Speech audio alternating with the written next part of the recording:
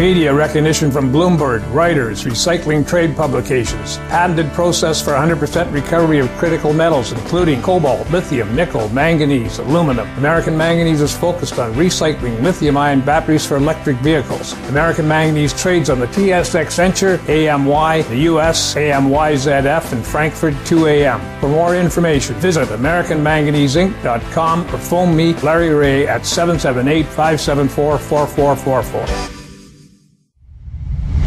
You're listening to HowStreet.com radio, available online at TalkDigitalNetwork.com. Welcome to HowStreet.com radio, the online source for market opinions. Here is Jim Goddard. My guest is market historian Bob Hoye. He's the chief investment strategist for institutionaladvisors.com. Welcome back to the show, Bob. Yeah, hey, Jim, it's Friday, and it's good to be back together. President Trump imposing tariffs on Canada and the EU. Supposedly, his closest allies now have to pay, or U.S. producers will have to pay 25% for our steel and 10% more for our aluminum. What's the impact, Bob? Well, with Trump, you never know what his bargaining stance is. Well, yes, that's what's shown, but what he will actually deal at, and it's very dangerous stuff. I could see it when it was going on with the Europeans or China or Japan, that there just are products that aren't and can't be sold into, say, Germany or China or Japan, and there has been unfair trade relations. So I can see changing that, and as we've been discussing it for the last year, that really is okay. The other point about protectionism is usually driven in a harsh recession and contraction where unemployment soars. Well, we're looking in the U.S. at exceptionally low rates of unemployment. So the real protectionism will come in on the next recession. But this one about on aluminum production from Canada, that's concerning. And where is the middle that he cuts the deal at? And then you also got the problem with NAFTA, either the old one or the new one or the failed one, that was, of course, the agreement between Canada and the U.S. and also Mexico. But then you had the experience whereby the Mexican government and the Canadian government depreciated their currency relative to the U.S., which gives an unfair advantage to those countries, and I deplore it. But every trade agreement, and let's just focus on between Canada and the U.S., it should be bound in there that Canada is not allowed to cheat by depreciating the dollar, Canadian, relative to the U.S. dollar. So that's my little editorial here this morning, but on to serious protectionist moves, they wouldn't be expected until the next recession. And that is not showing at the moment, but what is showing is, for this recent period, is you had a fairly good, a number of rallies out of the hit to January, and that peak for the Bitcoin phenomena in December was huge, and it may have set the peak for that particular speculation. And the peak in the senior stock indexes was in January, and that also could be the high for the bull market. But we don't know until prices either take new highs, in which case the bull market has extended, or takes out the last lows, in which case you're in a bear market. It is as simple as that. And the trick is to judge which way it's going to go. But there's some help with this, because what we're looking for out of the rebound with the rebound out of January was that there would be firmer prices for industrial commodities out to around May. And we've had that. My gosh, in April, you suddenly had about 3 weeks of straight up speculation in base metals, copper and aluminum and nickel, zinc. Just tremendous pop-up. We've seen that before in April, and we sort of call it the silly season. So that straight-up spike was outstanding, and we noted at the time perhaps the high for the year. The other one has been crude oil, which got itself going more recently and tacked on a good rally. Got up to 72, but the technicals became kind of overbought on that one, and we were looking for a correction, which we got. So this one you can't say that the high for the year is in, but it has been up at the right time and starting to falter. Also, the oil stocks, the XLE, became very overbought, and it's been correcting as well. And then on the one that was really good was the lumber. And earlier in the year we noted that there can be a seasonal high in June, and lumber just soared. It was a fabulous market, way up. It was 660. And that became upside exhaustion and sequential sell, very dramatic. And it's had a correction, and then it's been trading up and down sideways for a bit here. So that one, quite likely, the high for the year is in. But I should mention, Jim, that part of the dynamics of that rally could have been relate to a problem in Canada where there's the radicals have been holding back pipeline expansion. And then that puts more oil being carried on rail cars, and then that impairs the amount of grain cars that can be used, and it also and also the number of cars of lumber that can be shipped. So it was an extraordinary event here, and that drove lumber and to the moon, and people in Canada and the United States are complaining about unaffordably high house prices, and then you go right back to the radicals who are preventing the normal expansion of pipelines. Quite crazy, actually. And then the federal government in Canada goes out and buys Trans Mountain Pipe, or Kinder Morgan, or whatever, they bought it. And it's a crazy world. The more decisions, big decisions that are in the hands of government, the weirder things become, because the decision making is based on politics rather than economic calculation. So it'll keep getting weirder in Canada, no question. We'll have more with Bob Hoye right after the break.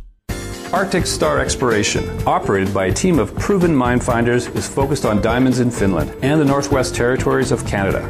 A work program is planned for our Finland property that contains diamond-bearing kimberlite. Arctic Star trades on the TSX Venture Exchange, symbol ADD, and the Frankfurt Exchange, symbol 82A1. Please visit our website at arcticstar.ca or call us at 604-689-1799. Cypress Development Corp's flagship lithium project is located just east of Albemarle's Silver Peak mine in the heart of Clayton Valley, Nevada. A 12-hole exploration drill program for lithium-enriched claystone on Cypress's 100% controlled properties is now underway. Cypress Development Corp trades on the TSX Venture Exchange, symbol CYP, the Pink's CYDVF, and on Frankfurt C1Z1. For more information, please visit our website, cypressdevelopmentcorp.com. Welcome back. We're chatting with Bob Hoye. Bob, has gold reacted to all of this trade stuff? No, it hasn't too much here. It's in the problem of having, as we've been writing it, the U.S. dollar, the senior currency, goes down in the final stages of a bubble. And this has been the case. And also, then, as you complete the financial bubble, then the senior currency starts to go up relative to most commodities and relative to most currencies, and as I like to throw in for most of the time. So I think the best innings for gold for this year are in, and it's not been acting well, so nor have the gold stocks, but then that fits to history as well, because in a financial mania, regular type stocks go up, because that's where the money's being made on the expanding economy, but and the problem is it doesn't tail over into the gold sector. So golds do not do well in a financial mania. And then you got the problem is when the financial mania exhausts itself, which may have been done, but we won't know until after August when things may head down seasonally. So we're not bullish on gold. I don't think you can make money on gold in U.S. dollar terms, either long or short. And the quick explanation is that in a financial crisis, the very careful money goes to the most liquid item. Rate of return doesn't matter. You just want to put it in a place where you know you can get it back. And that, of course, the most liquid items are short-dated treasuries in the senior currency, which is the U.S. dollar. So then it's going to be T-bills, and they're one of the most liquid items out there. So there's going to be a bid for the U.S. dollar to get into U.S. T-bills. Then the other thing is that the other liquid item is, of course, gold. So if you're in U.S. dollars and buying gold, and there's also a bid for the dollar, so it's just not going to make any money. Now, here's the one I want to focus on, is that the gold bug community out there is still on this idea that the world's disaster will be when the U.S. dollar goes to zero and gold will go to 10,000 and stuff like that. And they consider that a disaster is the dollar going down. Well, the dollar's been going down for some time until the last a month or so. But anyways, let's talk about it, right? And the stock bubble and the bubble in junk bonds has been terrific. So the dollar down is not a disaster. It's part of the speculation and whatever folks are speculating in lately, which has been the stock market and lower grade securities, and also housing, residential properties in the major cities.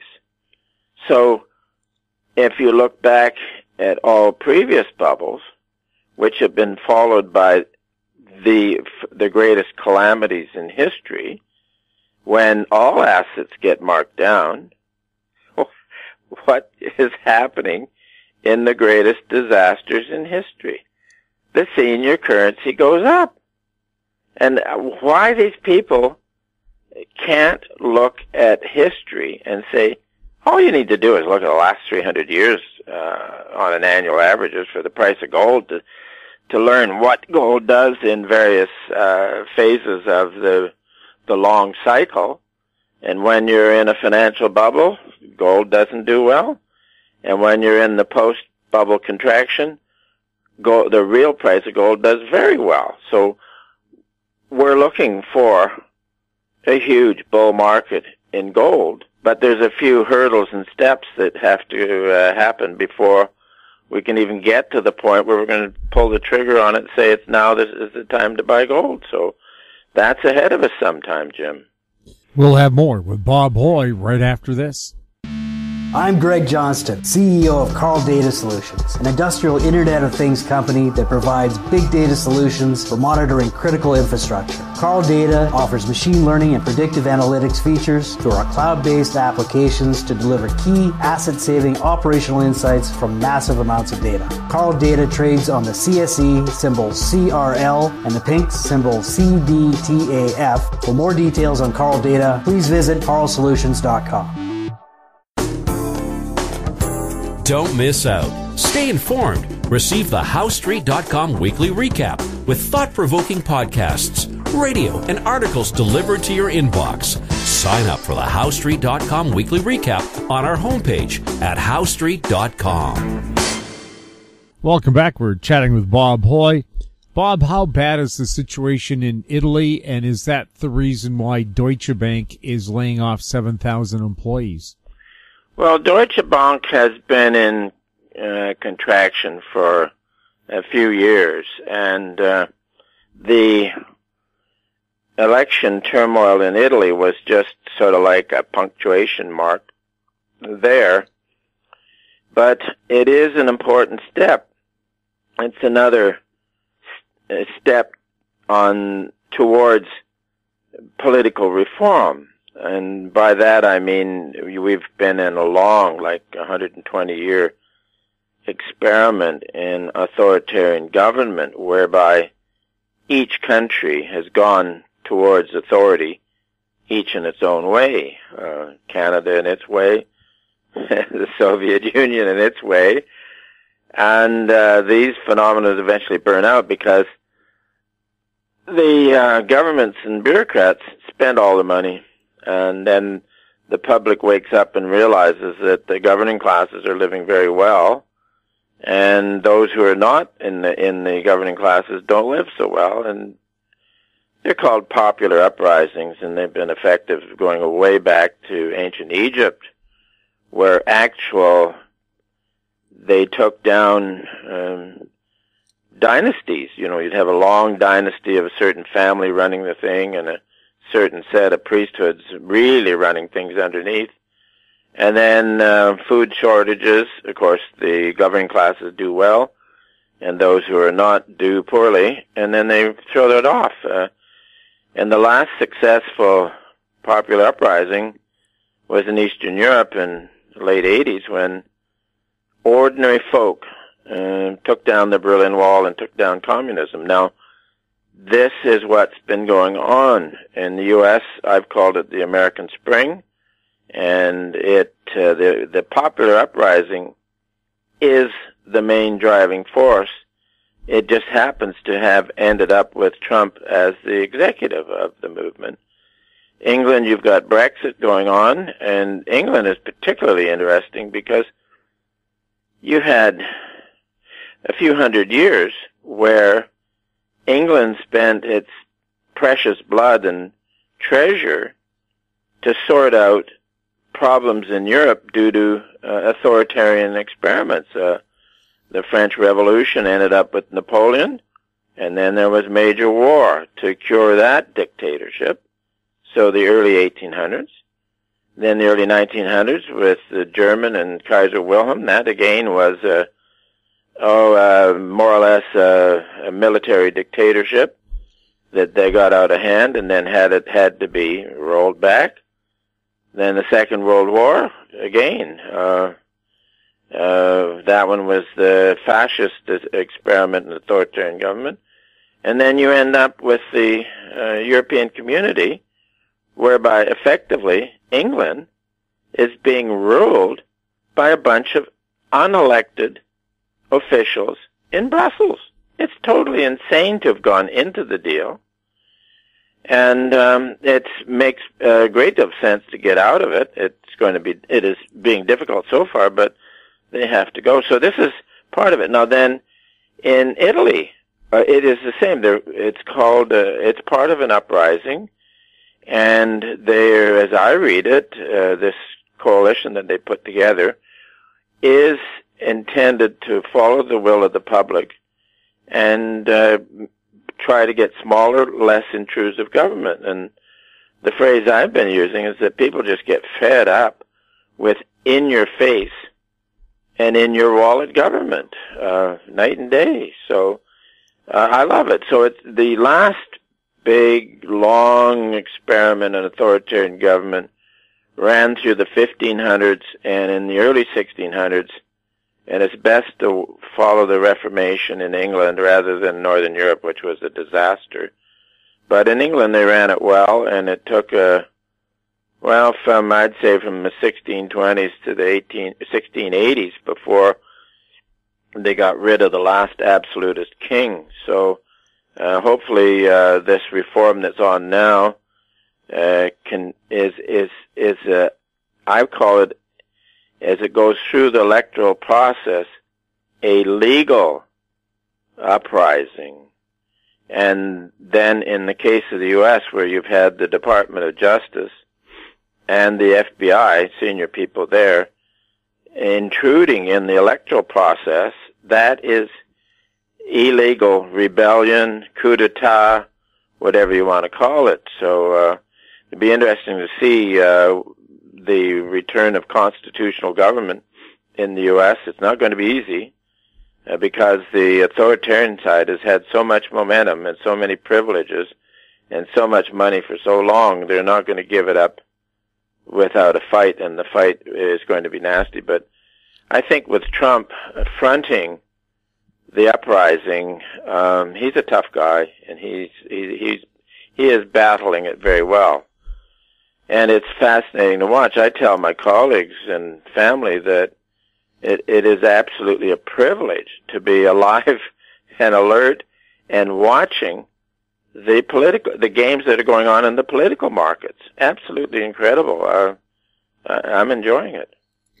Bob, thank you so much for chatting with us. Well, there we are, Jim. We've done another one, and look forward to talking again next week.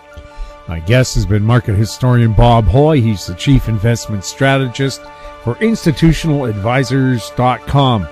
You're listening to HoweStreet.com radio. Our YouTube channel is Talk Digital Network. I'm Jim Goddard. Thanks for listening. Comments made on HoweStreet.com radio are an expression of opinion only and should not be construed in any matter whatsoever as recommendations to buy or sell any financial instrument at any time. Available online at TalkDigitalNetwork.com. HoweStreet.com radio is a production of Howe Street Media Incorporated.